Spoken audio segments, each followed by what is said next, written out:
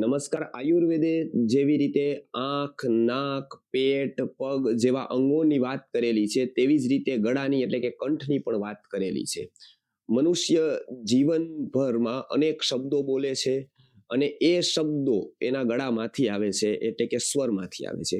ખાલી એ બોલતો નથી, અપિતું તે ગાય પણ છે, મધુર ગીતો પણ રેલાવે છે. એટલે કંઠનો ઉપયોગ મનુષ્ય જીવનભર બોલવામાં તો કરતો જ રહેલો છે, પરંતુ વિશેષ બોલવામાં એટલે કે વક્તૃત્વ આપવામાં અથવા તો તે ગાવામાં પણ એનો વિશેષ ઉપયોગ કરે છે. ત્યારે આયુર્વેદે આ કંઠને નુકસાન કરનારા અને કંઠને લાભ કરનારા કેટલાક દ્રવ્યોની યાદી બનાવેલી છે.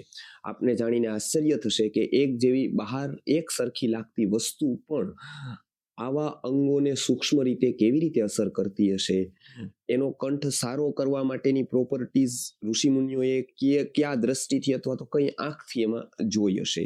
તો આવું કંઠને સુધારનારા દ્રવ્યો છે એની એક યાદી આયુર્વેદે આપેલી છે કે જે લોકો બોલે છે એટલે કે બોલવાનું કામ કરે છે. આમ તો બધા જ લોકો બોલે છે, પરંતુ જે પ્રોફેશનલી બોલે છે અથવા તો જે વિશેષ રીતે બોલવાનું કામ કરે છે, જેવી રીતે પ્રોફેસરો છે, વક્તાઓ છે, સ્પીકરો છે, આ બધા જ લોકો ક્યાંક ને ક્યાંક ભાષણ અથવા પ્રવચન આપે છે, તો એ લોકોને વિશેષ બોલવાનું હોય છે.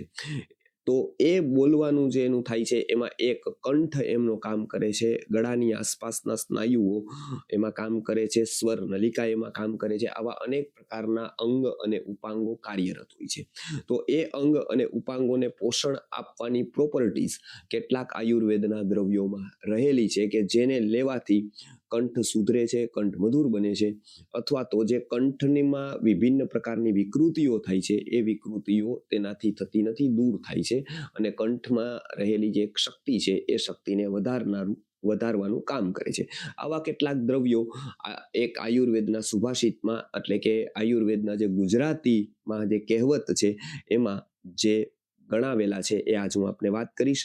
એ 5 દ્રવ્યો એવા છે કે જેનું વિવરણ કંઠ્ય એટલે કે કંઠને સુધારનાર દ્રવ્યોમાં કરેલું છે. તે છે દૂધ, સાકર ને એલચી, વરિયાળી ને દ્રાક્ષ, જો ગાવાનો ખપ હોય તો 5 વસ્તુ ચાખ. એટલે કે સૌ પ્રથમ જો કંઠ્ય છે એટલે કે કંઠને સુધારનાર કોઈ દ્રવ્ય છે તો છે દૂધ.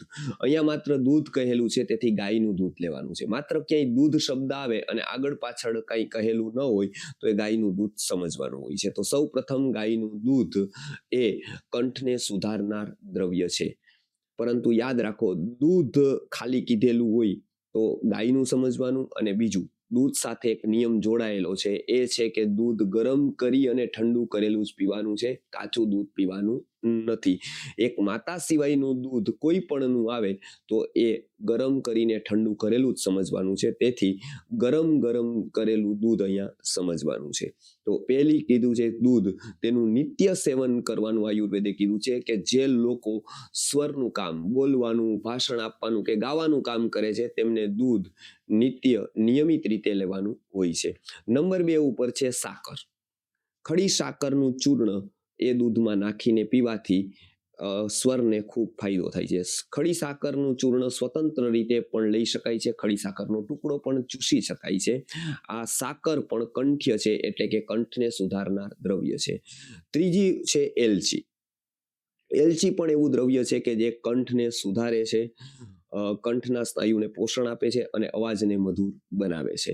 એટલે આપણે ક્યારે પણ અવાજ બેસી ગયો હોય, ઘોઘરો થયો હોય ત્યારે એલચીને ચૂસવાની હોય છે, એલચીને મોંમાં રાખવાની હોય છે.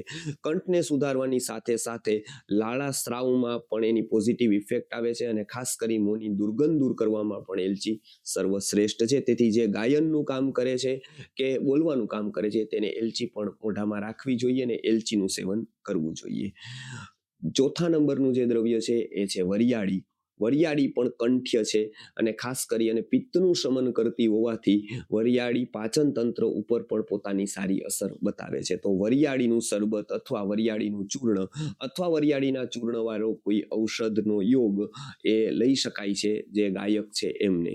ખાસ કરી પહેલાના કાળમાં આ વરિયાળીનું સેવન મુખવાસ તરીકે એટલે કે ભોજનોત્તર મુખવાસ તરીકે પણ કરવામાં આવતું હતું. આ વરિયાળી લખનવી એટલે કે લખનઉ તરફની જે થાય છે ઝીણી, એ સર્વશ્રેષ્ઠ હોય છે. તેથી એવી વરિયાળી જો ખાઈએ તો એ વધારે ઉપયોગી કાં તો વધારે ઔષધીય ગુણોવાળી હોય છે. અને 5મા નંબરની છે દ્રાક્ષ.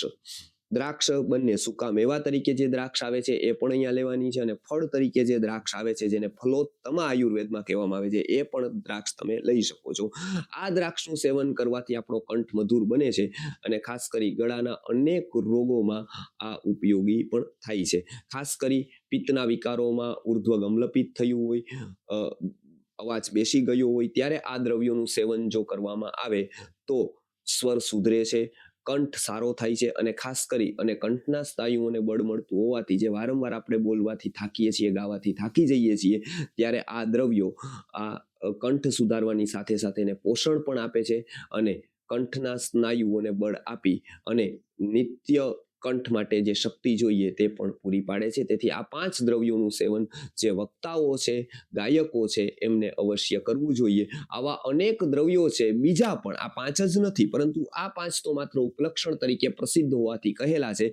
આવા બીજા અનેક દ્રવ્યો છે જે પણ કંઠને મધુર બનાવે છે, કંઠને પોષણ આપે છે, અને ખાસ કરી અને કંઠમાં થતા અનેક પ્રકારના રોગોથી પણ બચાવે છે. તો એવા દ્રવ્યો પણ આપણે જોતા રહીશું. નમસ્કાર.